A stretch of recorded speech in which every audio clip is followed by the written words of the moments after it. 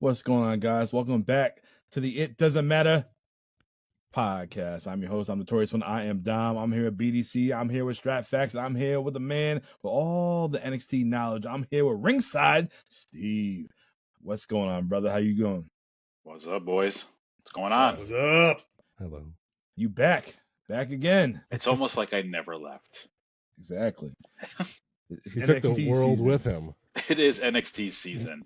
Always. Yes. So we're taking it back to Deadline 2023. Yes, sir. In Bridgeport, Connecticut. I was in attendance. Ringside was in attendance. Strap, were you there? Hell no. Freaking loser. I know BDC, he wasn't there, but I know he watched it. He was watching on the WWE network or somewhere like that. Yes. So let's just get right into it. We ain't got no rundown this week. We're going to get right into it. The show kicks off with Shawn Michaels doing his entrance, asking the fans, are you ready? And then we hear Cult of Personality. CM Punk comes out with a Bret Hart hoodie, by the way. Yep. Which I thought was pretty funny. And this was the time when CM Punk was a free agent. He didn't know what brand he was going to sign to. Was he going to sign with NXT? Was he going to sign Monday Night Raw? Was he going to sign the Friday Night SmackDown? Well, we all know where CM Punk went. Yeah. But it was fun. CM Punk's flight, I believe, got delayed. That's why he was still in Bridgeport. And yeah. Strap, is that your first time seeing CM Punk inside an NXT ring at this time? His return. Let me rephrase that. Ringside, was that your first time seeing CM Punk inside an NXT ring? Yes, it was. To my knowledge, he was in NXT way, way, way back in the day, back when it was on Hulu, pre-network. But that was it. I don't think he's been on there since. So that's the first time I've seen him in an NXT ring personally, in person. I mean, that's quite a loaded question there. Why else would he be in an NXT ring, Dom?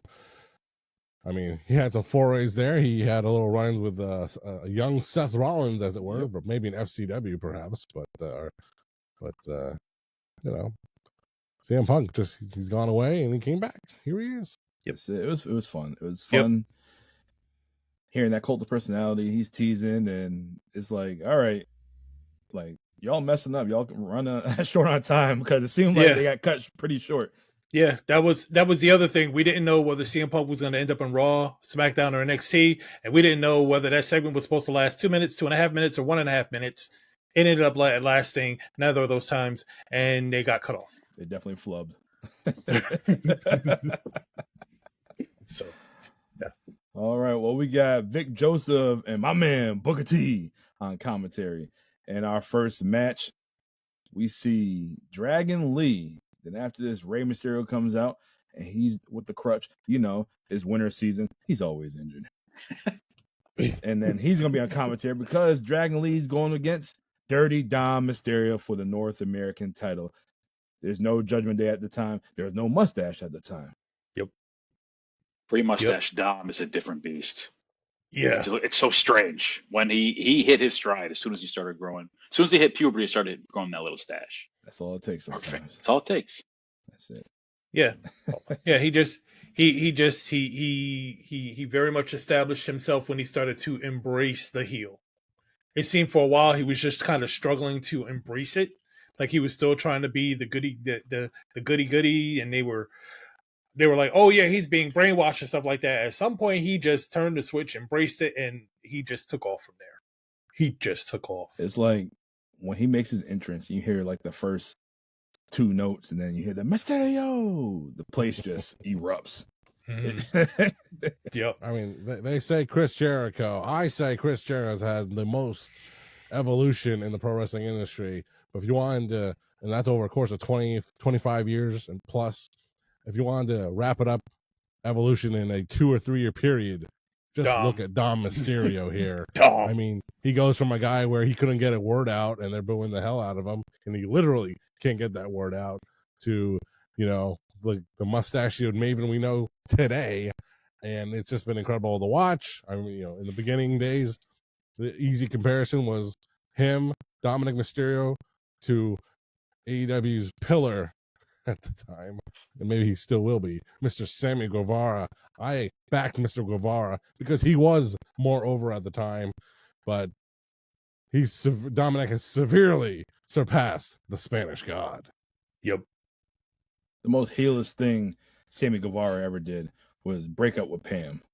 Well, arguably he might have won with Ty Mello. Oh man. Well, for an opening match, this definitely had a lot of emotions to it. Rey Mysterio, like I'm trying to figure out Booker T at this time. Booker T was like a little pest that's picking on Rey Mysterio the whole damn time. Yeah. He would not stop on Rey. The whole time he's talking shit. It's like bruh. Oh man. Well, Dragon Lee was getting ready to go on the top rope, but his knee buckled, and then Dom hit him with the DDT, a spike DDT on the ring apron, and Booker just arguing with Rey, and Dom's getting ready to tease the 619. Rey Mysterio, stop doing other people's moves. It's just hilarious. Oh my god, it's just funny. I didn't have other people fight my battles, Booker. About the filthy animals. We're not gonna talk about the filthy animals, are we? We forgot about that. All We're right. not gonna talk about we're not gonna talk about any of that, are we? We're not gonna talk. Yeah, we're not gonna talk about any of that. Nope, not at all. Nope. Booker T with a psychological edge over Rey Mysterio. Man, I beat you for the World Heavyweight title in 2006. Jeez. King Booker. So the finish of the match, Dragon hits his finish maneuver out of nowhere, and he gets the win. Yep. Really caught me off guard. I didn't expect him to lose the title. Yeah, it was so quick. Yeah, It was so really, really quick. It just literally happened out of nowhere. Just people aren't familiar enough with Dragon Lee's work. I mean, not just me, anybody. And he hit he hit a famous Japanese move, the Destino from Mr. Tetsuya Naito of Los Ingobernables de Japón. That's what it was, but he hit it so fast. He didn't like build it up or anything. He just did it, which was smooth. I mean, the execution is really nice, but it just wasn't, the move itself isn't over to the NXT audience. No, definitely not. And they're trying to push Dragon Lee like to be like the second coming of Rey Mysterio. Nah, Yeah, Never. I don't see it. We gotta stop saying that, first of all. Yeah, that was the thing at the time. He was the second. He was the second coming of Rey Mysterio. He, whether it was for the purposes of furthering the Rey Dom dynamic or what have you, like why would you choose the Dragon Lee and not your own kid? But I mean, it worked for the time. But yeah, good match indeed. Ringside, what are your thoughts on this opening match right here? Thought it was freaking great. Lots of good lucha things. See, it always seems like Dom doesn't do like a lot of pure lucha stuff a lot. But whenever he does, he's so good at it, and he fits in like a glove. But yeah, like you were saying, the finish was out of nowhere. I remember watching it live in person without John Lee, and it was just bang out of the blue. There's the finish, and I know that that's the finish, and I've watched it probably 2 or 3 times since then, and every time I'm like, what do you mean that's it? There's no build up. It was just bang. It just happened, Which is good sometimes. Every now and again we need that. And crowd was hyped for it. Didn't expect it. So, but it was good. It's good stuff, start to finish. So where were you sitting at the time? Directly across from Hard Cam. Okay. Maybe a few seats over, but I was sitting a few rows back behind the pen, the little cage. Oh, I was looking for myself. I was looking, couldn't see myself though. I caught myself and Big Dummy on there 2 or 3 times. When CM Punk is in the ring at the beginning, they pan out, and I'm just like have my phone like, who see me like that? And there's throughout the night there's a few times, and at the very end when Trick is doing his thing in the match, I got my sleeves all rolled up, and I'm just losing my mind. All amped up. So amped up. All right, Strap, what are your thoughts on this match? Yeah, no, it was like I said, very complex feelings and thoughts going throughout my mind during the match. Dragon Lee, all the things that we say and that we know that he's supposed to be Rey. Stop doing that. You're putting a curse on these guys. And again, just enjoying Dominic Mysterio's work at this time as the burgeoning heel. So it was just a lot of fun. And yeah, a very, very good opener for this show. This opening match, it matters. Our next match is a Women's Iron Survivor Challenge. Ringside, you want to tell the people what's the stipulations to this Iron Challenge right here? All right, for this overly complicated stipulation, 25 minutes limit. 2 superstars start off. Every 5 minutes, another superstar enters. If you get a pinfall or a submission, you get 1 point, you get a fall. And whoever gets pinned or submitted gets a minute and a half in the penalty box, the old repurposed coal mine. Whoever has the most pins or submissions at the end of 25 minutes is your Iron Survivor. There you go. So Stratfax, when you seen that on the screen, what are your thoughts? All those rules. All those rules. What a stupid idea for a match. Why would you come up with something like this? Okay, first of all, try doing this with veterans on the main roster, man. Hey, Brock Lesnar, we're going to put you in a box for 90 seconds. Oh, that worked real great in the Elimination Chamber, whatever country that was going to be in that year. You know? I mean, this, at least it makes sense in a way. Like TNA would do all these bizarre matches, the reverse battle royal, the King of the Mountain match. Good Lord, good God, why? So many things. And it's just kind of like, it's like, can we do this? It's like, okay, I just think it's just a very poor idea. I hope they never revisit it. Maybe they did. I have no idea. They're doing it soon. We're going on the 4th one. Yeah. Every year since. Every December. This is a terrible idea for a match. This was the second one, the second yeah. Iron Survivor show. Yep. I tell you what, though, any match type can get boring. So let's transform War Games this year into an Iron Survivor. That would be interesting more to me than the War Games as it is right now. But no, it's just a lot of. I mean, who doesn't like rules? I like T-shirts that have lots of words on them. Okay, so if you printed the match rules on a T-shirt, I might enjoy it. I wouldn't buy it, but I'd enjoy it very much. But if it was bought for you, gifts. We like gifts. okay. No, don't you dare. Don't you dare! Oh my God. Mastermind behind a secret package sent to my house. I had no idea. You earned it, though. You needed it. Do you want to tell them the story? We don't have time for that on the show. We have plenty of time. I got sent this like 2 hours. I got this FedEx package or whatever in the mail, and I had no idea. It didn't say who it was from or whatever. Like a year ago ish. Like about a year ago, and I open it, and there's like a bunch of like cutouts of DVD like inserts or covers of movies and stuff like that, and there's a bunch of like wrestling stickers in it, like. Yeah, a lot of Goldberg stuff in that. Like bumper stickers. Bumper stickers, fridge magnets, the little thing that you scratch, like that thing. 3D images, holograms, that kind of stuff. And I was just so perplexed. There's no note. There's nothing. Maybe a little anthrax in there. I don't know. But I was just like, oh, this is very weird. And I didn't know what to think. Like various thoughts that went through my mind was like, somehow, and this is why the internet is a scary world and place, like maybe someone figured out where the fuck I lived and sent me this package and they watched the It Doesn't Matter podcast. Like, oh, he's a wrestling guy. Oh, I heard him talk about this guy on a show. Listen, these shows that we do, usually definitely an hour, 90 minutes, and we do this 50 weeks a year at minimum for almost 3 years for sure now. We talk a lot and we barely missed. I missed a few shows. Dom has missed a few shows. Abel, BBC, everybody. So I have no idea what this is.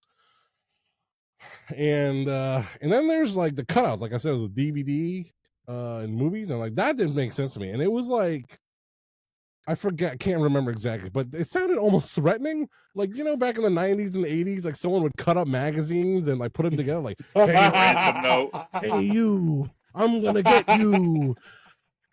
So the movie was like, watch out behind you.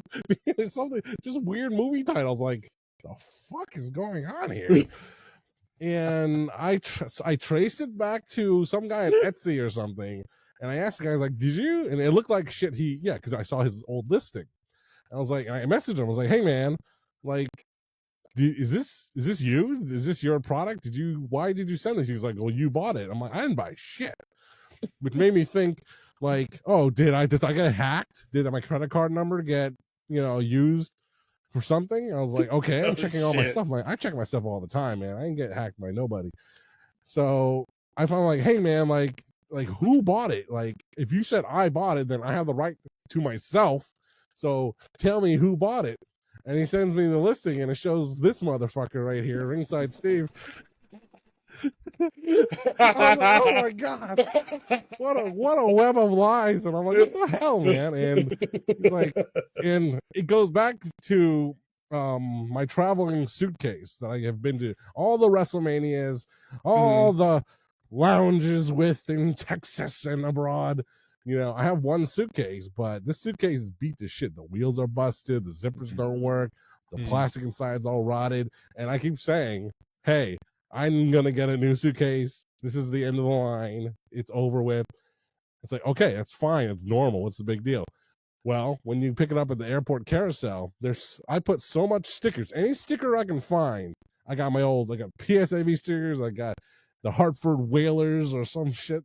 I got any sticker that I can get. I put it on there. And in the old days from highspots.com, shout out highspots.com, they used to give away stuff like WCW bumper stickers like Sting and the Wolfpack, Hogan, Goldberg, and the one that always never got missing from my bag that stayed there till today, this vehicle protected by Goldberg. So me saying, hey, Ringside, during one of our WrestleMania trips, I'm going to get rid of this suitcase for good. And it sparked something in his head. Hey, I'm going to give him a replacement bumper sticker of Goldberg. It was very much every time we saw it come off the carousel or pull it out of the trunk of the car on the way to the airport, it was always like Goldberg. And I'm like, if he gets rid of his suitcase, we're never gonna know what his new suitcase is. I'm never gonna know where my friend's luggage is ever again. So I need to fix this. And I somehow found the exact same bumper sticker. And I just had it sent to his house. I didn't realize there was all the other shit was in there. I'm looking at the picture now. I don't know how well it's gonna show, but that's it's in there. Dear John, what the fuck? Dear John, breakup? He's an ex-girlfriend? Jesus Christ. What the fuck? It was worth it. I was very, very happy about it. Yeah, I'll never forget. We were at Platino was in the attic, got done recording. He was like, yeah. Did you send me a package? I'm like, what? Like, I know you like Goldberg. Did you send me a package? I'm like, no, I ain't saying no package. I don't even know what's your number to your house. Then he just describing everything he just said word for word. I'm like, oh my god, it's hilarious. But now we find out the verdict. I know who did it. That's why. Ringside. And I did it out of love because I needed him to have the Goldberg sticker on it, which I don't remember if you actually put the sticker on or not on the new one. It's okay if you don't. It's fine. No, I now the wheels are so I really do need this new suitcase. If I only could afford one. More stickers to come. Yeah. Gotta get a nice hard show and just Goldberg's gotta be protecting the new one. That's it. See? All right. What a let's detour. Get to this Iron Survivor Challenge, the women's. Ridiculous. Well, that pretty much covered all the rundowns. Yeah. All right. Well, this match is featuring Kalani Jordan, Lash Legend, Tiffany Stratton, Blair Davenport, and Fallon Henley. Yep. Strap, you familiar with any of these chicks that's not on the main roster? No. I mean, I knew. Were there how many of them were there? Five. Yeah. So Kalani Jordan, I know because she's the TNA Women's Champion, or was or whatever. She was. And she was. Who's the black chick? Lash Legend. She is now Legend. She's on. She's on SmackDown with Nia Jax. Yep. Okay. Yep. Good. You know Tiffany Stratton. Yep. The Lash Legend's great, and she was on. I was watching. I think SmackDown the other day, and Nita was asking me about who was on. She's like, "Are women wrestling?" Because I can hear them. I'm like, "Yeah." Blair Davenport. And I was trying to describe her, and I was like, she's a big girl. And she's like, was she fat? I'm like, no. She's big. She's a stallion. She's great. Yeah. So that's 3. Blair Davenport, didn't she fired? Yeah, yes, she's no longer with roster. Yep. And then I don't like that. Yeah. Bounced. And Fallon Henley. Fallon Henley. She's the bartender, right? Yes, She was. What a Titantron on that one. She's the first one out. I'm like, Yep. all right. Her gimmick is she's on Yellowstone. That's wonderful. currently a part of Fatal Influence with JC Jane. Yeah. All right. All right. Well, Fallon and Blair, they start off the match, and it was okay. They were trying to, push Fallon, and she was slowly getting over. It's crazy just to see that where all these chicks are at right now, and Blair's the only one gone. Ain't that B Priestley, or is that Priscilla Kelly? No, that's B Priestley. Priestley, yeah. Oh, Yeah. cool. Priscilla Kelly was Gigi Dolan. Yeah, the She's tampon fantastic. Yeah, Oh, there you go. Yeah. she's Jessica Jones. That's all. Yeah, so after this, Tiffany Stratton, she comes in, and then Tiffy, she's over. And then that little tilt the world move that she does still to this day. I love that joint. The cartwheel Alabama slam. Yeah, So good. So that's fucking good. good. That's good. Tiffany was running rampant here. Like, this ain't main roster Tiff. She was doing great here. Yeah, Mhm. seriously. And she got the advantage, and boom, Tiffany got the first fall. I mean, Fallon's in the box for was it a minute? 90 seconds. 90 seconds. 90 seconds. Yep. And then Tiffany and Davenport, they're going at it. And then Blair gets the fall. Then next you know, Kalani Jordan comes out. Fallon's out the shark cage, whatever the hell you want to call it, the pen, it don't matter. And Fallon comes in, hit the Shining Wizard on Tiffany. Now Fallon has one fall. Tiffany's Lash in the gets box. in the ring. And Lash is a stallion. Manhandling everybody. Yeah. Lash went nuts. Woman handling everybody. And then she gets a quick 2. And then all of a sudden, Metaphor comes out. They start blocking the cage while Tiffany and Fallon's inside the cage. And Fallon trying to climb up, Tiffany pulling her down. And Tiffany push Fallon right through the announce table. And then Tiffany does that moonsault, taking out Metaphor. And then Blair gets back up, and she's tying up with Lash. And yeah, it was good. It was chaotic, especially for these very. Like, I have everybody doing what they did now, but Tiffany with the best moonsault ever, the prettiest moonsault ever, and Blair kicked out, and then Fallon got eliminated. Yeah, Blair got the win. I didn't think Blair was gonna get the win. Especially being there in person, I didn't think she was gonna get the win. Yeah, it definitely felt like it was either Fallon Henley or it was going to be Lash Legend. It didn't feel like Kalani was relatively new. It really felt like it was Fallon or it was going to be Lash Legend. Tiffany didn't need it. Tiffany didn't need to be Iron Survivor.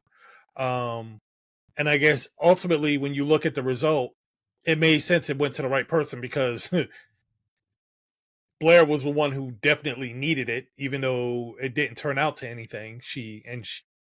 I mean, the other 4 have all kind of made their way on their own, and she was the one that became odd person out. Yep. So it really seemed like she needed Iron Survivor more than anybody else there. And I mean, it worked out short term, long term it didn't. No. Then after Blair talking about that she's going to New Year's Evil. New Year's Evil, yep.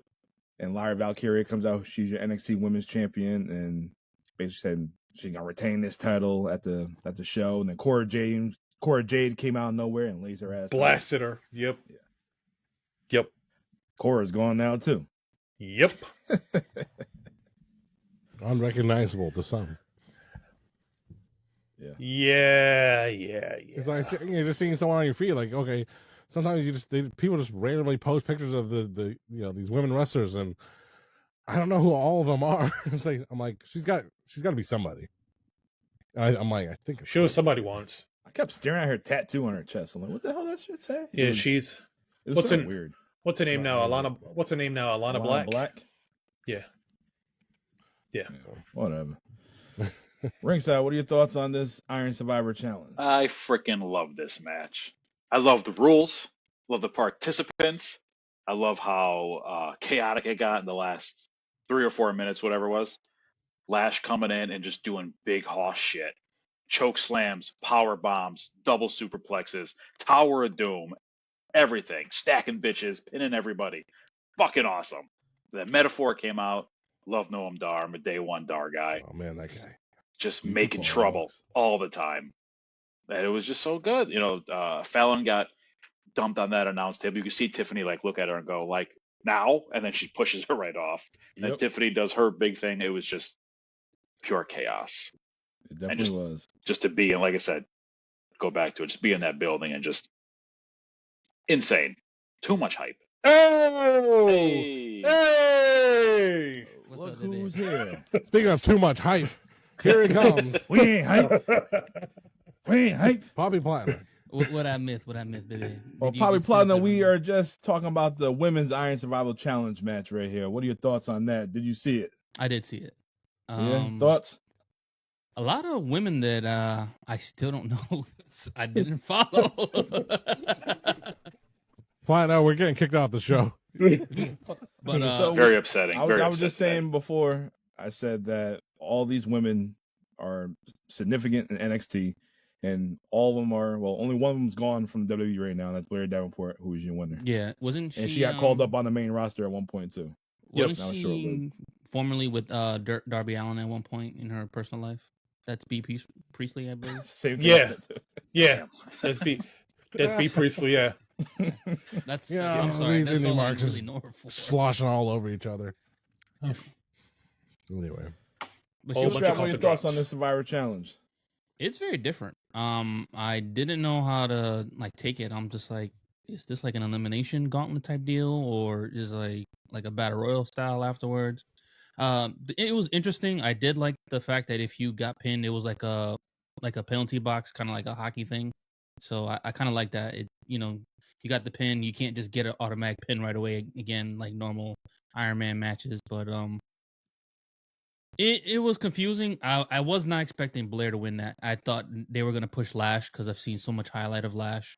So maybe, in my opinion, that was a mistake. But I wasn't watching NXT at that time, so depending on what the storyline was for Blair at that time, maybe she was the one to get that #1 contendership at that time. So, in my opinion, it should have been Lash. She was probably one of the most impressive women in that whole match, anyway. And she's got that star factor right there. So, I think yeah. at that moment, Lash looked green at that moment. Compared to Lash now, she definitely came up. okay. Mhm. Because I honestly thought Jakara Jackson was going to be the one for the women's, but Lash just has that look, so you know they're going to try and push her. And Yeah. nah, she was definitely green. She just did like the typical Nia Jax spots. Typical Uh, big man moves, which works. A little bit Yeah. more- She's Power a big, bombs, choke she's a big slams. girl. She's a big girl. That stuff's gonna work for her. Yeah, She looked But more athletic than that. she looked out Nia, of though. place. She didn't look fluent with it. That's what my opinion. Mhm. I can see that, but just Yeah. she just had that star factor when you just look Oh, at yeah. all the women there. It was like, boom. She had that look, that look that Vince is like, who am I gonna go and be like, yeah. Yeah. Yep. Yep. Strap, you seeing this for the first time? What are your thoughts? Yeah. I thought it started off a little slow, but by the end, it will convince you. It will change your mind. And these athletes were working so hard and so fast. By the end, it's like you couldn't take your eyes off it, man. So they, even though I already said that the rules and all that junk were silly as hell, and they might still be, but it did introduce a lot of great action for young wrestlers. I still don't think it'd be a good fit for more veteran wrestlers, so it's kind of like if you kind of are young and don't know what you're doing, or your moves aren't crisp or something like that, you can hide behind something like this in this kind of match. So fine, it works. But by the end, I mean, I don't want to say, hey, by the end, it convinced me that the Iron Survivor matchup is a great everything. It's like, no, but I can't say that it was a lot of great action by the end. So, hey, let's take that as a win, huh? All right. So it's BBC? good. It's a good match. I absolutely hated it. I'm Oh, kidding. wow. I'm kidding. Oh. I'm kidding. I'm kidding. I was gonna leave. Kidding. I was gonna go. No, I thought the match was awesome. You know, there was so much storytelling in the match that you got out of it, especially once Lash hit and it was now 10 minutes to the end. You could see desperation when Kalani was trying to score just one pinfall because she was the only one who didn't. You know, she tried to get two at one time. You know, every time she tried to get something, she got jerked over by somebody. She never actually ended up in the penalty box, but still ended up with 0. Lash Legend, who was leading, all of a sudden with like 2 minutes left, she gets pinned and she ends up in the penalty box. And now she has to spend majority of the time. And in the last 15 seconds, Blair gets a pin. She's leading, and now she literally has to chase her around the ring, which was cool. My only thought was drag somebody else who's not in the ring into the ring and pin them, but she went after Blair and chased her around. So, I mean, there was a whole lot of stories being told during the match, which made it really intriguing alongside the action. And I think everybody got their fair shine, even Blair, who I really didn't know much about as far as an athlete. I knew the name, but not much as an athlete before the match actually started. So I think it was a good showcase for them. Like I said earlier, I did think that it was going to be either Fallon or Lash based on who was really over at that time. And I didn't think Tiffany needed it, so I didn't think Tiffany was going to take it. But, I mean, ultimately, it went to the person that needed it the most, even though she didn't really do much with it. But it went to the person who needed it the most, but it was a great match nonetheless. All right. Well, this Women's Iron Survivor Challenge, it matters. Yep. Our next match, we have Lexis King taking on Carmelo Hayes. Yeah. Ringside, what are your thoughts on Lexis King? He's around. I don't know. To skip ahead a little bit, at the end of the match, even though he lost to Carmelo, he goes, "Hey, thanks for the PLE shine." And I'm like, damn, they really should have gone with that as like his gimmick. Like, hey, I'm just trying to get on the TV. I will be as conniving as I can because I want the spotlight. And they didn't really elaborate too far on that. And now he's just kind of a guy, just a goof guy. You know, he doesn't, I don't know, whatever. He's got a fun beard. That's Just about it. fast forward, just so you said, I feel like that killed him. Yeah. He's just a guy right now, and Just a guy. He just staggering around on TNA, causing Mike Santana lose the title and whatnot, and yeah. And the craziest part of it was that literally you had the whole run up was that Lexis King was saying that Carmelo Hayes was working with him against Trick Williams and all this stuff, like he was behind the attack on Trick, all this stuff, which ultimately pans out to be true. But after this match, it just seems like, oh yeah, thanks for the attention. I guess I lied and move on. But it ended up being the truth anyway. It was weird. It was He weird. was just looking for attention. That's all it was. I don't know. I liked it. You want attention, go by your last name. Nah. He doesn't want that attention. He wants different attention. Yeah, especially since Booker was going in on Brian Pillman during the match too, which really did not hold that. I'm trying to figure out, when did Booker T and Brian Pillman have beef? Had to be WCW '96. Had to be. They never crossed paths.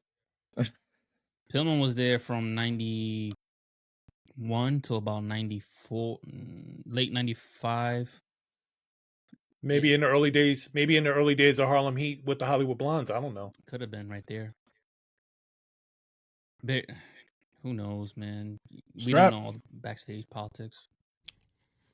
Maybe Brian Pillman and fuck Sharmell. Who knows? You didn't just see that. We'll let Fozzie Bear in here.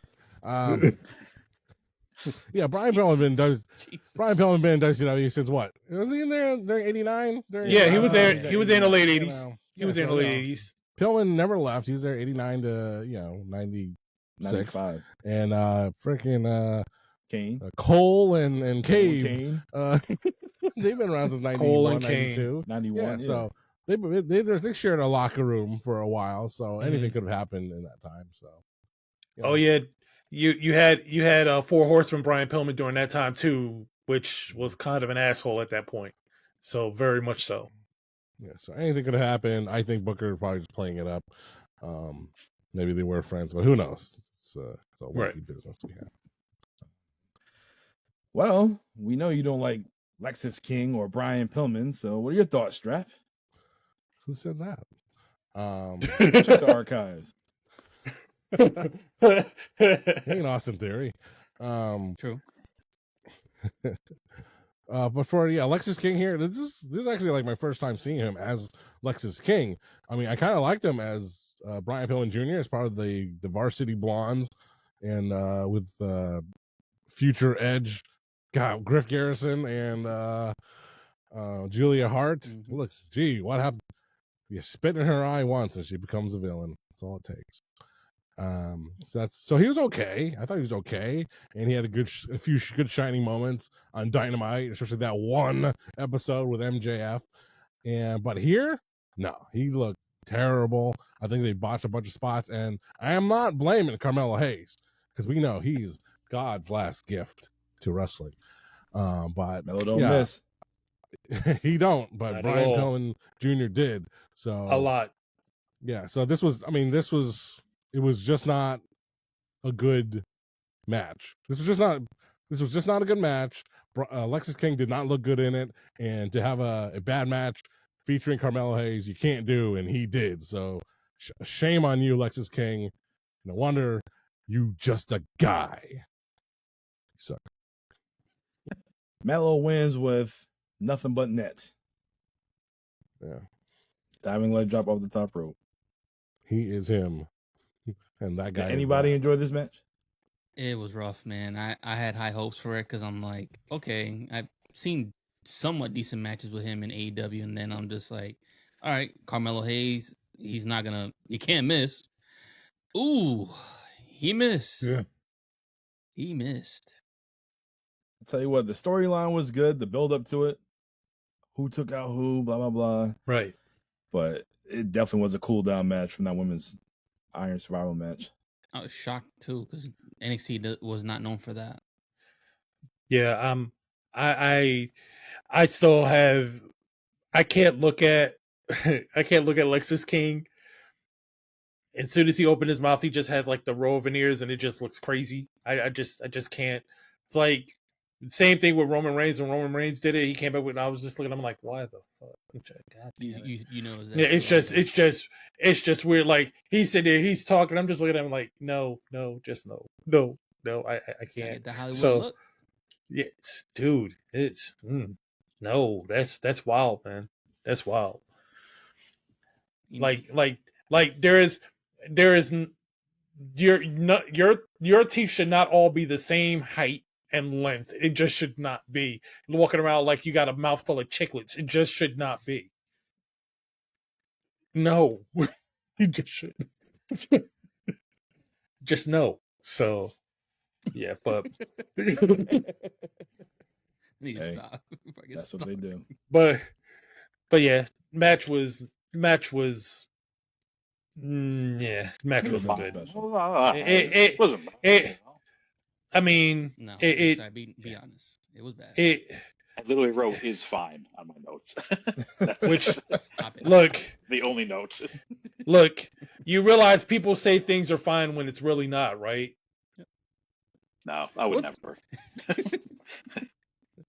Blink twice. If this match is bothering you, please ask for help. Yeah, so for me, this match did not matter. This could have been a regular TV match.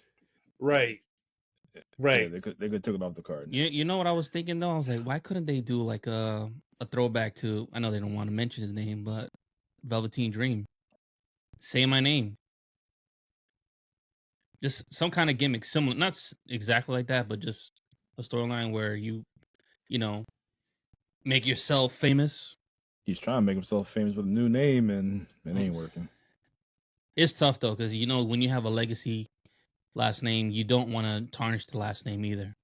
It's difficult. You have so much expectations put on you, but then if you fail, it's like, why the F did they give this guy a chance and not give somebody in the indies a chance?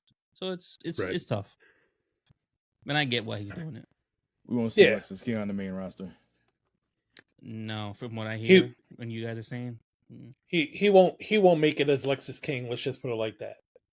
You might have to. I mean, do we know him as a friend of Cody or not? They can all take a group photo together with belts. They did an NXT. Him and Cody and Ethan Page. They did the. Just coincidentally, it just happened that way. There was no tongue in cheek about it. They're just three friends who work together and taking pictures. That's all. That's all it was. All right. Well, our next match is the men's Iron Survivor. We have Dijak, Josh Briggs. We have Trick Williams, Tyler Bate, and Braun Breaker. And I was looking forward to this match. Mm-hmm. And they kicked off with Dijak and Josh Briggs. Ringside, what are your thoughts on Josh Briggs? He's all right. He's a big hot. He does really well, I've noticed, in multi-man matches. He was really good in this match. He had the triple threat with Dijak and Oba at Stand and Deliver last year, maybe? Yeah. I think in Philly. Yep. He was awesome in that match. Tag matches, he does pretty good. And what in the hell? I think there was some feedback on the somebody's mic. I mean, if you don't like Josh Briggs, just say it. It's okay. Strap doesn't like Josh Briggs. Not at all. I'm trying to decide if I'm driving to my sister's tomorrow. Okay, leave me alone. It's a couple days before Thanksgiving, fellas. If you don't understand, sorry.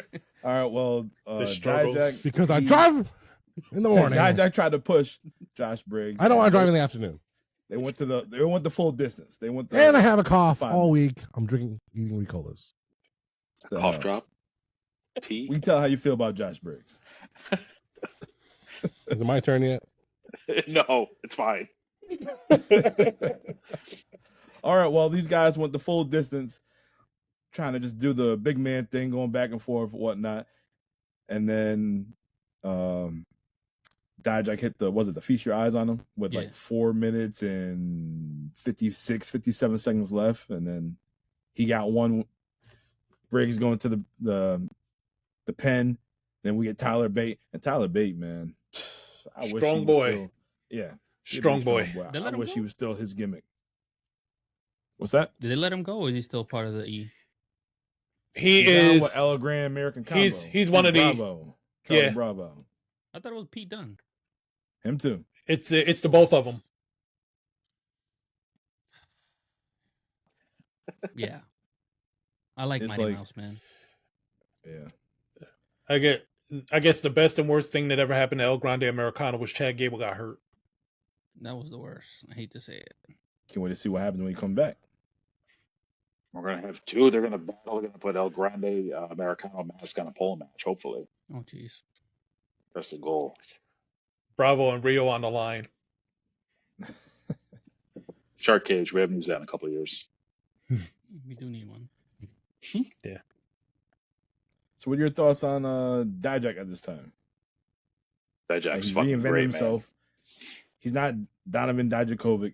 He's not T-Bar. He's back as Dijak. And we know how Dijak gets busy, especially when we talked about that last week. Yes, he does. So why couldn't that carry over to the main roster when he got drafted? Because we didn't see him. After that, he got released.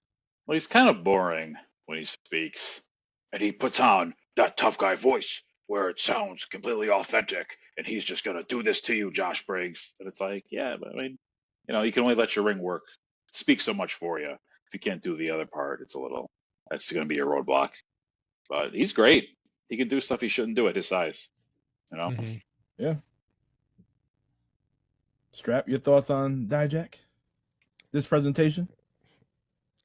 I knew Dominant this guy, Dijak from Beyond Wrestling. You know, he's a local Northeastern boy. So I was always a fan of his. I always thought he looked like Nigel McGuinness, just like a really big, tall, brutal Right. Nigel McGuinness. And no one's ever said that out loud. I'm like, why not? It's very obvious to me. But yeah, I thought he did really good work. The whole Retribution thing was just a COVID nightmare. But yeah, I always thought he had more potential. But you know, he was outed as Uncle Dave's secret spy in the locker room, so they had to get rid of him, and that's why he got fired. Really, I didn't know that. Yeah, I didn't know that either. Yeah. So Brian Pillman, OG Brian Pillman, was also a locker room spy for Dave Meltzer. I use the term spy loosely, but it's what you people want to hear, so I'm giving it to you. Give the people what they want.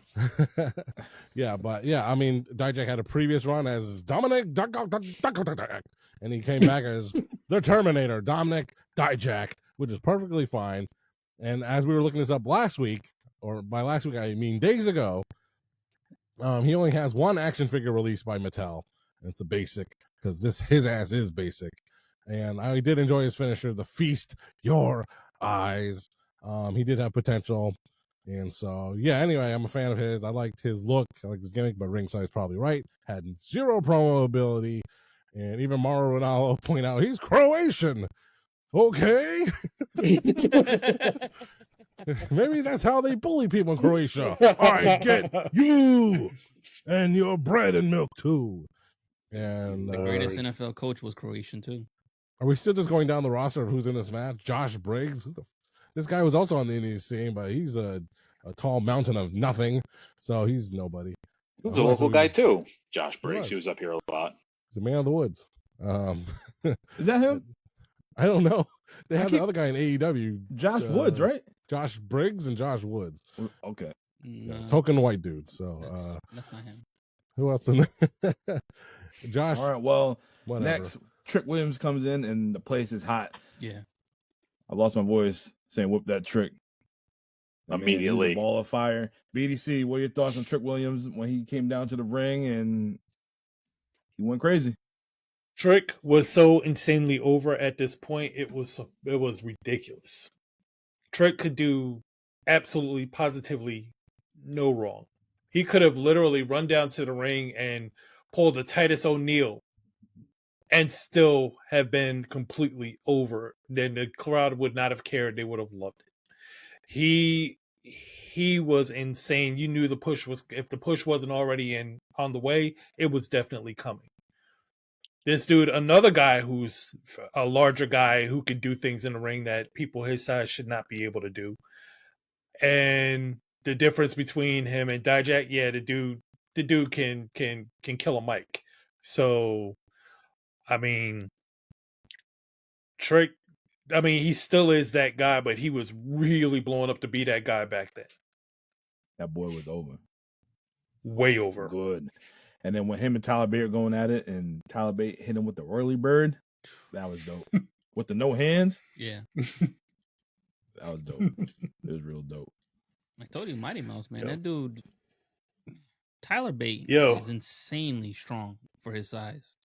Pound for pound, that dude is probably one of the, if not the strongest dudes in wrestling, pound for pound, period. He's literally like a mini Cesaro.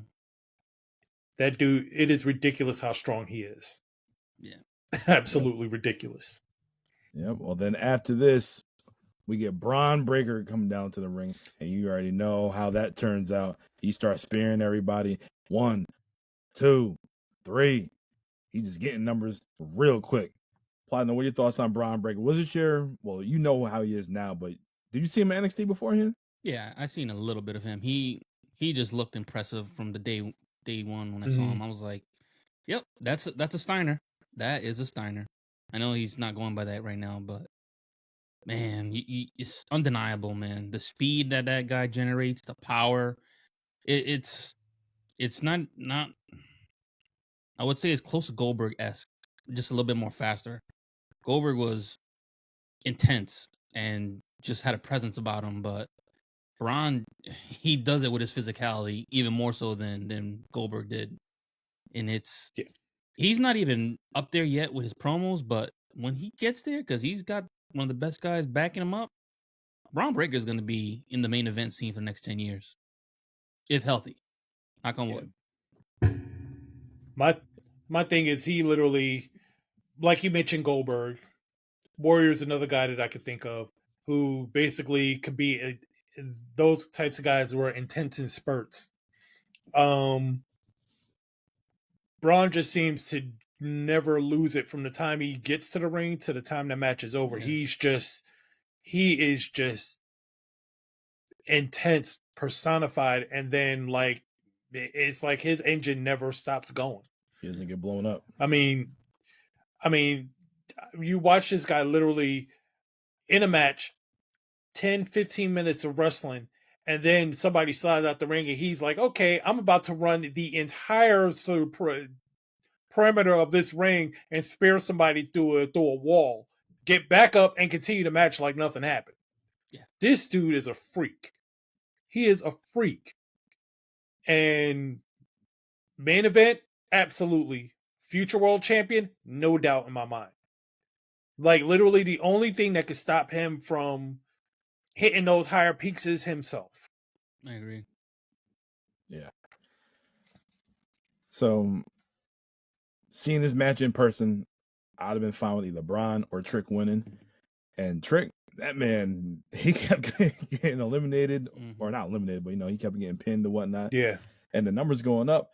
I'm like, damn, like, you got the whole crowd in your hand right now, and you ain't got not one pinfall. Like, what the hell are you doing? And people's like, what is going on? And it was what? Less than maybe 2 minutes. 2 minutes left? Yeah. Yep. Everything just start falling into place? Like, ain't no way. Ain't no way. Roll up in here, German. This is one of those finishes. I remember that last minute and a half, 2 minutes, whatever. Everybody is standing up because we're all just like, Trick needs to win this. He needs a pinfall. Something needs to happen. Yep. And we're all just like, hitting your neighbor, like, just like, oh my God, like, we gotta go. He's doing it. Oh my God, he got one. And it's just, I thought for sure. It's happening. It's happening. But I thought for sure we were so close. He was so close to winning. And it was just him and Braun were left. And I'm like, he's going to go for the trick shot. And he's going to get speared out of his boots. Yeah. That's and what I thought. Thank God they made the right call. Not that I would have been mad with Braun, but Trick was like shaking the building. Yeah. That place was loud. Yeah. Bridgeport was loud. One of the loudest crowds I've ever been a part of. Completely unanimous. When have you ever had an entire building be for one guy? Yeah. It was perfect. It was the perfect match. That's it. I couldn't even get his t-shirt. I think I went to like 2 or 3 NXT PLEs. His shirts always sell out. I could just buy it online, but just the fact it's not in person. I want it in person. Yeah, I know I want this shirt right here. So I had to settle. And the last one in Philly, I got the Obafemi, which I still ain't bring. So you still didn't get the ruler. I still didn't get a Trick shirt. Wow. Yeah, still didn't get it. Who's the Trick now? I know. So we had a distraction. Eddie Thorpe. I hate that fucking Strap guy. is laughing. Let's see what Strap had to say about Eddie Thorpe. Who the fuck is this guy? He's fired too, isn't he? Yeah, he's going. Yep. He's running his mouth. He's an interesting looking fellow. That's I will say that. I was like, I think I was in the middle of going when he showed up. Ringside BDC, wasn't he a DJ at one point? And then he was a dubstep Native American DJ. What? And then they had a promo for another Native American later on the show, right? Right? The upcoming NXT talent. I'm from the Tobacco tribe. Oh yeah, for the breakout tournament. Yeah. Yeah, I was like, oh my God. Yeah, then he started feuding with Lexus King, and he goes, "You suck. You're not a good DJ." And that's just kind of how they got started. Yeah. It was funny though. He brought his niece to the PC for a taping, and he was feuding with Dijak. Eddie Thorpe was, and Dijak beat him up in front of his niece, and she starts crying. She was, I don't know, 9 or 10, And then the next week, Dijak goes, "You need to bring your whole family. I'm going to beat your ass in front of every member of your family." And it was so funny. I liked Dijak to that point, but I loved him after that. That's funny. It was Yeah, great. Thorpe was trash. He was just a guy, you know, Just another guy. just another guy. Yep. A lot of guys. So Trick Williams, he gets the win, and at New Year's Evil, he's going to go for the title. It's a travesty. This was not the main event. Oh yes, it was. They could have canceled the rest of the show, the last two matches. They really It could would have. have been fine. They really could. Right. That way that Respectfully. match played out, and Trick just going crazy that last minute or so. There should have definitely been the main event. Oh my Yeah. goodness. You can't come back from that as a crowd, as someone in the crowd. How? It's the highest of highs you're at, you know? You could have bookended the main. You could have bookended that PLE with the Iron Survivor matches, and it would have been golden. Mm-hmm. Yeah. Platinum, did you enjoy this match? I enjoyed this one more than the females, and it's no slight on the women. It's just these guys just brought nonstop action throughout the whole night, and then Right. I was with you guys too. I was like, all right, Trick's. I don't know. I remember seeing it, but then I'm like, wait, Trick doesn't get a win until like late in the match, and then I'm like, okay, roll up. I'm like, okay, Yeah. he's doing another pin combination, and then another. I was like, ooh, is this one of those where he's just about to win and then he gets screwed over? And no, he basically did the you said the V shot. Trick The shot. trick Or shot. Trick shot. That, I was like, Yeah. whew. Yeah. I really thought Braun was just gonna spear the shit out of him. I really did. And you can't time that. Like No. Braun went through a table, and then Trick was down. Well, it was tied. He just needed one more, and next you know we see Braun in the ring, and there was maybe 20 seconds. how many seconds left? 20. Less than that, I want to say. When he hit the trick shot. 15, so It was about very 15, close. There wasn't 15 much. or 10. I wonder what would happen if they went to sudden death. You would Maybe this year we'll find out. We'll see. Because they Like- do it every year, John. 4 in a row. More survivors. It's happening again, and again, and again, and again. I'll tell He you had what, him with though. 3 seconds left. I'd rather Trick shot, 3 seconds. I'd rather Boom. see these matches than the traditional Survivor Series matches. It's just I've seen so many over the years. It's just boring. Boring. Well, Yeah. this year's Survivor Series match is on SmackDown the night before. The traditional, yeah. Oh, I Yep. don't watch SmackDown anyway, so I'll be fine. Yeah, I think one of the outside of the action, one of the main reasons why the men's Iron Survivor match performed better than the women's one was because the payoff was much bigger in the end. There was the payoff was wanted and expected and delivered. Yes. Whereas with the women, you really didn't know, and the payoff wasn't really that great. Because I mean, yeah, you got the showcase Lash Legend, you got the showcase Kalani, you got the showcase Tiffy some more, but at the end of the day, you gave it to somebody who nobody really knew, and ultimately no one really cared about, or else she'd still be with the company. Where was So- Tiffany at that point in her career? Because I know I'm looking at her, I'm like, wow, she's She was so heating young up. in that career. Slowly heating up. Yep. And Yeah, it's like, she was went- slowly catching fire. She went from there to main eventing. Well, not main eventing, but basically main eventing. Mania like a year and a half later. It's Think about it. that's a Think lot. about her That's- 24 because she was in the Royal Rumble. Yep. She was in Elimination Chamber Mhm. Mhm. overseas. She was Yeah, going she crazy. Tiffany was running she wild. Yeah. She was killing it. She was killing it. She caught fire. Once it caught, it caught with her. Yep. And it didn't take long. Did they see that like happening, or like was it just like authentic? It was all authentic. All them chicks except Right. for Blair Davenport. Okay. Fallon Henley blew up. She became a North American champion. Yep. Kalani, the inaugural North American champion. Yeah. TNA champion, Lash Legend, She didn't win no titles, but but Just got she caught. was her presence was felt. Yeah. And she had that basically, moment in the Royal Rumble with all the big girls. and Black she girls, too. she had that moment where she power slammed Otis in the middle of the power slammed Otis in NXT. That's Yep. insane though. Yeah, Yep. And I didn't just say body slam. I meant power. She power slammed him in the middle of the ring. She did. Otis jumped into her arms and she had him and she held him for 2 seconds and that was fucking. That'll be the highlight for her the rest of her career. She can always say, "I did something like that." She be taking a trick shot. That in of itself, well, that's what she takes. All right, our next. Oh, that match definitely doesn't matter. Oh yeah, all absolutely. Right, well, our next match, we have a steel cage match. Wait a minute. Hold on. Go ahead. Oh, no. I'm waiting for. And Strafax, what are your thoughts on this match? Oh, he didn't give a damn about that. You didn't care. It was a Survivor match. You didn't care. Let me Strap, scroll what are back. your thoughts on the traffic tomorrow afternoon? Well, it says that Wednesday before 11 a.m., you're still at a good pace. And Thanksgiving Day, we'll have the least amount of traffic. Back to you, Ringside. Thanks.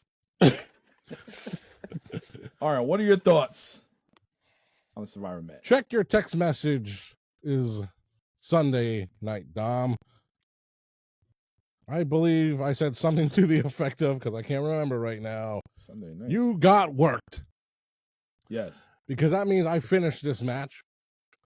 And no, a bunch of J-Brones were in this match, including Mr. Donovan, Dijak of Croatia. But yes, Mr. Trick Williams, Mr. Williams. Any association there, pal? Maybe. Mm-hmm. Maybe that's why I don't want to wear the merch, make it obvious. No. Nepotism. Okay. Anyway. This match was built solely, booked and designed solely by a special agent in charge, whomever, who's a genius. Because they booked it to lull in skeptics like me. Because it started how any of these kind of matches start. They start slow and they build up and they build up. And fortunately at home, you have the scoreboard. You have the 1, the 2, the 0. And that 0 stands out for a very important reason, because the guy who is the most over in the match has a 0 the entire 23 minutes of the match. And just as you're probably sitting there in the arena saying, what the hell is going on? He needs to get some points here, and he needs to get 5. Was it 5? 4. Well, 4? 3 at least to tie. Okay, so he had to get 4 points to win the match, not tie the match. But I ain't going for that nonsense. So in that sense, I'm watching because you may not pay attention to the beginning moments of the match, but you will pay attention to the ending moments of the match, kind of like the women's Iron Survivor match. The ending was more compelling. Mm-hmm. So the men's match, Iron Survivor match, most compelling toward the end. And you're wondering what the hell is going on in these last 2 minutes with this guy, Trick Williams, who's supposed to win, even though I don't know the results of any of these matches because I've never seen it before. This dude, Mr. Williams, Trick, that is, he gets his first score. It's like, well, good luck, buddy, on the next 3. There's number 2. There's number 3. You have less than 10 seconds, my friend, to get. And their score, number 4. And on to wins the war is Mr. Trick Williams. They got him. And by they mean guys like me, the skeptics, because they got me. Because that's how this match was perfectly booked from beginning to end. Because I knew something was up. We're not young 10-year-old wrestling fans that don't know what the hell's going on. We don't know that Vader didn't really break Yokozuna's foot that one night on Raw. We don't know that Diesel isn't really mad at Shawn Michaels and then smacks him in the head with a championship belt on the worst episode of Monday Night Raw in 1996. No. We know that this is not real, but it was real because we were counting on something special happening. And that special happening happened at this night at the Total Mortgage Arena in beautiful, safe, dark Bridgeport, Connecticut in December 2023. It was perfectly booked. Did you know that from his entrance alone? What? That he was going to win? Something special, this guy right here. Well, I mean, kind of, I've heard, I know Trick Williams. I don't know him as much as you guys, but I know where he is now versus where he was at that time. It's like, no, I don't remember exactly who Eddie Thorpe was, and that's okay because he's gone. But Trick Williams is still around. He's going to be the guy that replaces Penta in the Time is Now tournament. or maybe not. But he's what some people want to replace any one of those competitors in that. But for this match in particular, it was booked so perfectly to make Trick Williams a superstar, which led to his tremendous 2024, which I know he definitely had. You know, they don't do long reigns with these guys. You know, you would think Braun Breaker would hold the title forever, theoretically, or like Carmelo Hayes would hold the title forever, theoretically, and it just didn't happen. They have to pass the championship around to these guys to get, you know, that notch under their belt. But anyway, this was a star-making booking and performance by Trick Williams. So this match, you know, was epic. So all the stars, don't look it up. All the stars go to this match because it was extremely well done. Good job, everyone, on this match. Yeah, not gonna lie, being in attendance, hype for Trick Williams and Braun Breaker, of course, but mainly Trick, and he's in the penalty box, and it's like 2 minutes left, and my man just keep going back in the damn box, and he's out, whatnot. Like, it kind of just like the atmosphere in the arena, ringside, you probably could vouch for it, just kind of like died down. I'm like, they really not gonna give this Negro a pinfall? Like, what the hell? He gonna get shut out? Like you can't do this. Yeah. I said the exact same thing, Dom, to everybody in my area. I'm like, you cannot do this. I'm like, oh my God. I mean, they've trained us for 30 years that they're going to pull the rug on us when a babyface is getting hot and when we're just aching for it. So we had no reason to believe that they would pull the trigger, and they did, and I'm so happy about it. Mm-hmm. It was just euphoric. I won't stop talking about how good it was. Yeah, it was. Oh gosh. Yep. Yeah, it was epic. It was. They got us. They reeled us in. They got us. Hook line. Yes. All the feels. Hook line. All right, sinker. What she said. All right. Well, our next match is our steel cage match, which I felt they did not need. They should just close the show with that. After reviewing the card last week, I'm like, damn, I kind of forgot about this whole match. Then seen the video package and Strap. You're probably familiar. Well, you know who Kiana James is now, but you never seen her before until this time, right? Huh? Yeah, I think she got. Sorry, there's a fly. Now he's in my soup. Kiana James came up. I think she was brought to the main roster, then she disappeared, right? She's with Julia. Well, yeah, she got drafted, and then she got implants. She got hurt. And then she went with Julia. She got implanted with hurt. And yeah. So yeah, I was aware of her. I was like, hey, check this person out. And so I'm aware of her. And then she's back on the main roster now, I think. So it still ain't doing nothing. She's Julia's mouthpiece. Yeah. I see a little bit of Kiana James, so I'm a little familiar with her work. And Roxanne, Roxy, you know, from it's really odd because it was a final battle. I forget what year, but it was Roxanne versus Willow Nightingale of all people. And these two ladies split off. One's in NXT, one's in AEW. One's been NXT Women's Champion many times. Now it's on the main roster in a big angle. Sure, why not? Big ass. And Willow Nightingale with her big ass is, you know, she's up in the top mix in AEW. So good for both of them. And I just remember, like, I didn't know who these two women were, but that night, that's when I became a fan of Willow Nightingale. I'm like, she's just had a great performance. She's proved herself in that one night, you know, to this one fan here.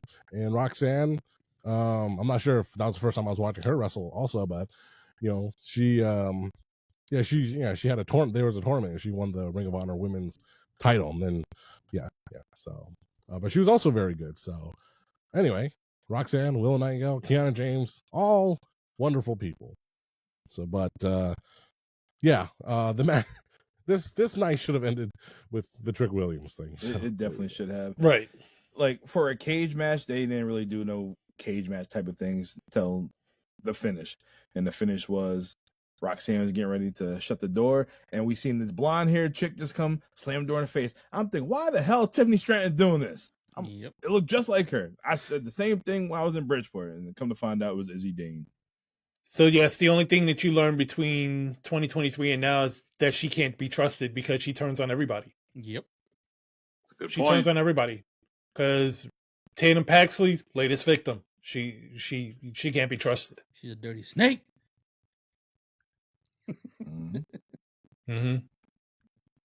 I didn't care about the cake. That match. Jezebel. It just- That harlot. No, not at all. It was not special, and I like Roxanne, but Kiana hit a bunch of power bombs into the cage, which was sick.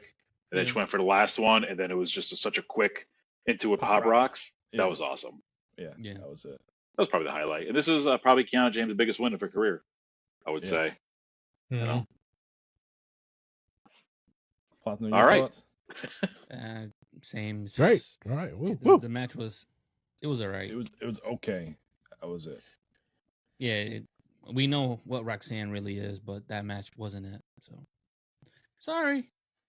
It was a no-win situation for them, too. Yeah. They could have had the best match of the night, but after coming out of the Iron Survivor, it's just they Yeah. had no chance, you know? Right. Yeah, Right. I think they really misbooked that, just like they misbooked WrestleMania 18. I was about to say they got the Triple H and Chris Jericho treatment. Yep. Oh well. So did the main event. Yeah, which I didn't care for either. Our next match, the main event, Ilya Dragunov taking on Baron Corbin. I didn't care. Like, This was Corbin's best. His run in NXT in 2023 and 24 was the best Corbin we've seen. It's from like a wrestling perspective, I and agree. Right. he was great. He was doing good stuff, and he was definitely feeling it. And as again, just a man, we were tapped out for the night. Yeah. Good match though. It was nothing. Well- It was pretty fine. Here's the thing. Baron Corbin, for everything he's been over his career in WWE, he was so over as the lone wolf. Then they brought him up to WWE, turned him into everything and every which way but loose, and then put him back down in NXT. And it's like, you're not going to catch that lightning in a bottle again if this was the type of thing that you were going to have him be like the guy or a mainstay. You don't take him into WWE, into the main roster, and then do the things that you've done to him. I mean, you had Broke Corbin, you had King Corbin, you had Lone Wolf, you had I Made a Lot of Money, I had Riddick Moss in ridiculous shorts, I had all these different versions of him. Then he comes back to NXT. He went like a month where he ran every version of himself for like a month before he decided on this new version. And the worst part of it is that he's always been that good. It's just some of the situations that he ended up in as far as creative sucked. And that could damage a guy, even though he's doing everything he can possibly to not be that guy.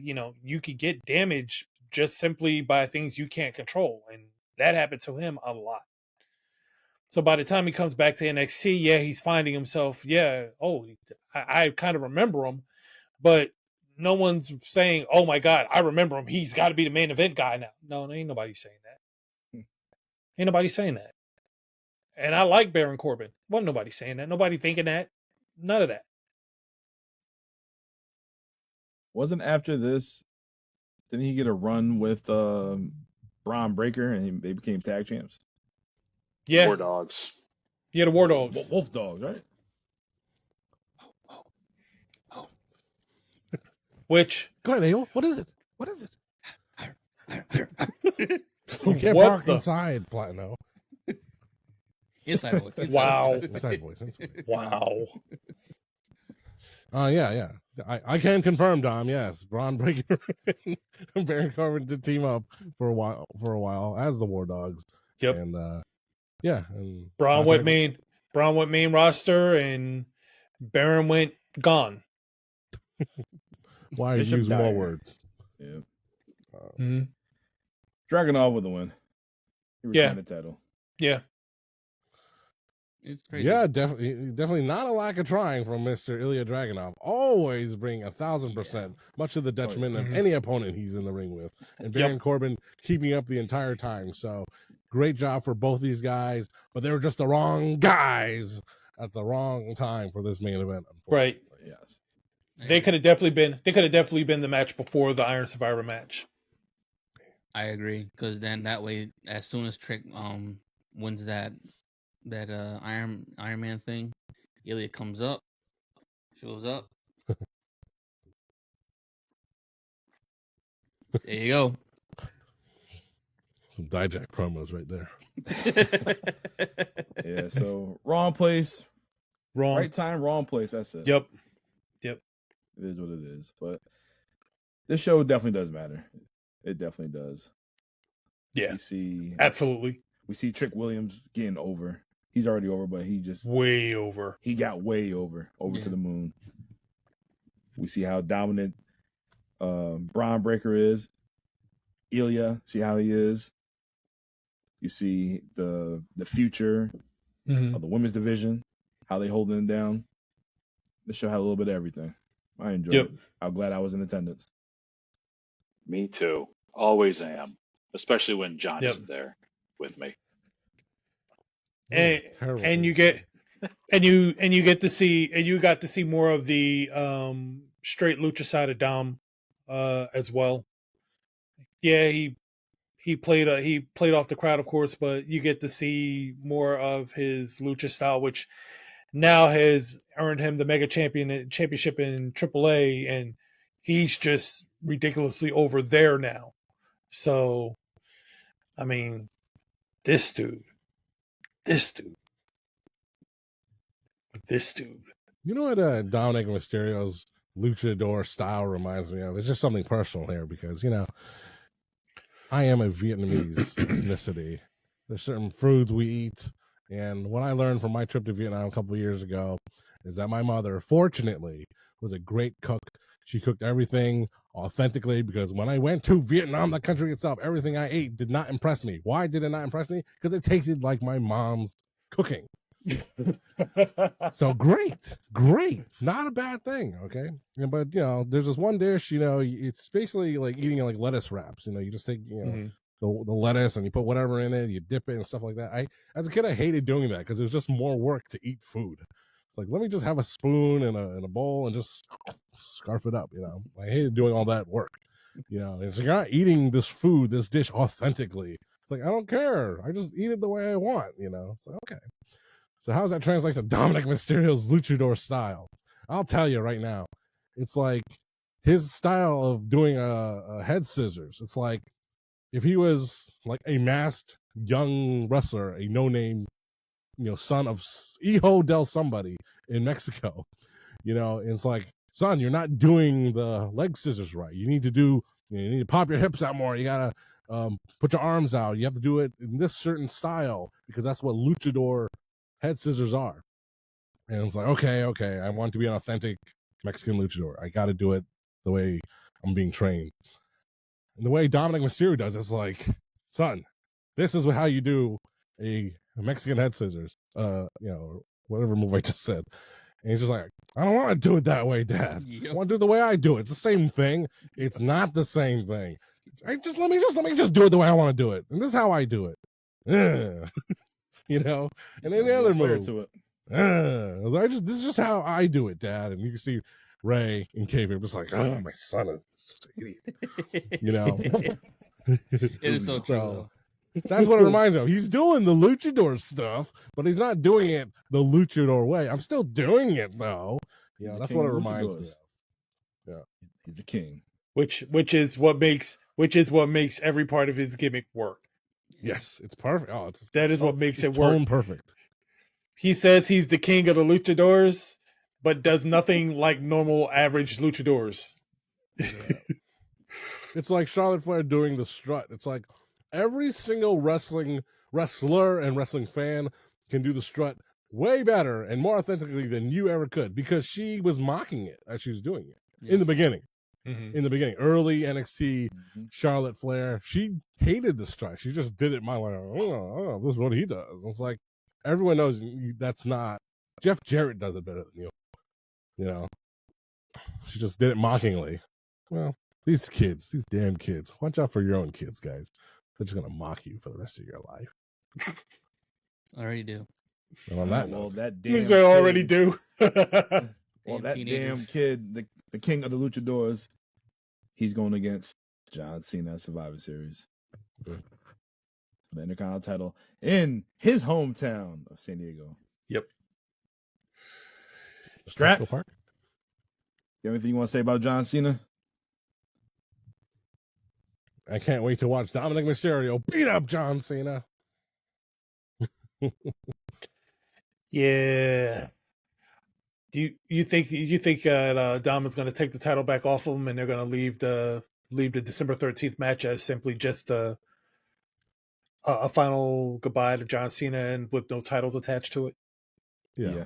Yeah. I think It's so. gonna happen. I think Dom gets the title back. Yeah. Yeah. Somehow, there's got to be some grand, entertaining fashion. It'll be done, but it will be done. Strap, tell the people what the It Doesn't Matter podcast can we do on December 13th.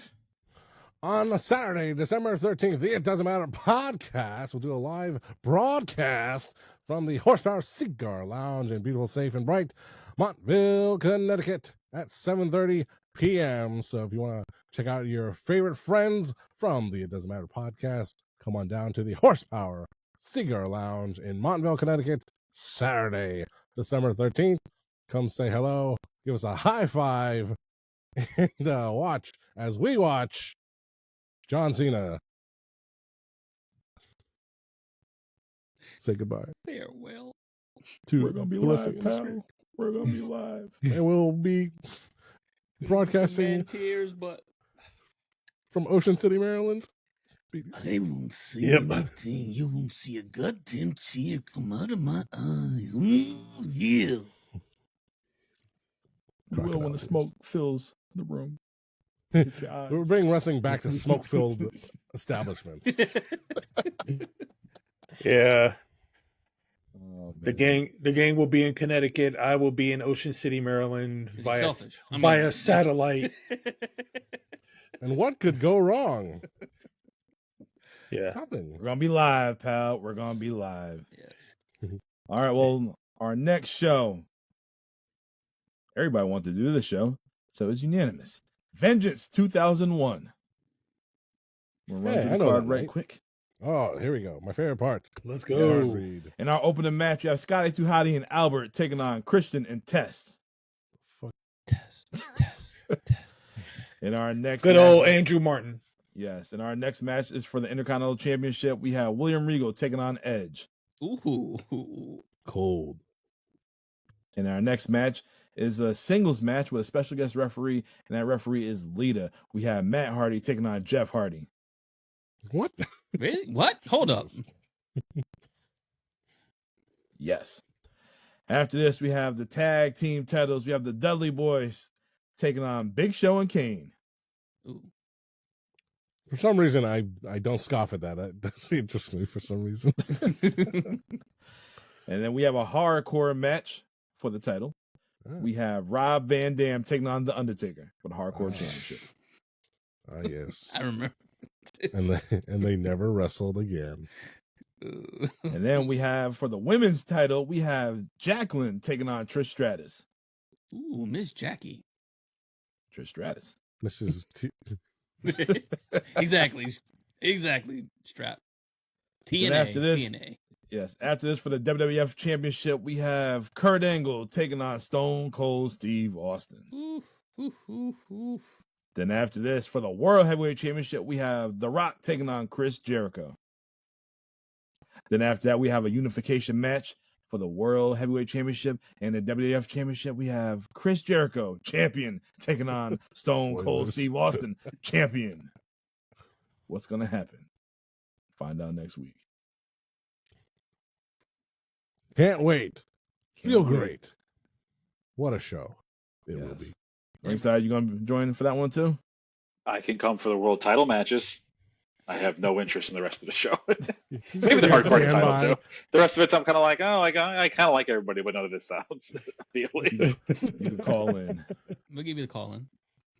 Ringside gonna wait 1 hour and then he's gonna pop in and we're still talking about the Dudley Boys, which is Kane and Big Show. No, He's like, we'll let him he's like, hey, Ringside, you're here for Dudley Boys. Nope, I'll be back. Oh, okay. Sorry, I think someone's at the door. I gotta go, guys. Sorry, I gotta leave. All right. Well, thank you guys for being a part of the show. NXT Deadline was definitely a big hit. Can't wait to see this year's Deadline. And guys, remember to like, subscribe, share, comment, all that good stuff. You got it, pal. All the way to 400. We're getting there. We are getting there. El cuatro. Yes. Yeah. All right. Well, I'm the Notorious. I am Dom. I'm here with StratFacts. I'm here at Platino. I'm here with BDC. And I'm also here at Ringside Steve. And we will see you guys next time. Boom. Will Javon Evans still be better than Swerve in 5 years? Yes. Ooh. Absolutely. No doubt about it. Strap. Fuck you. We'll see you next time. He ain't.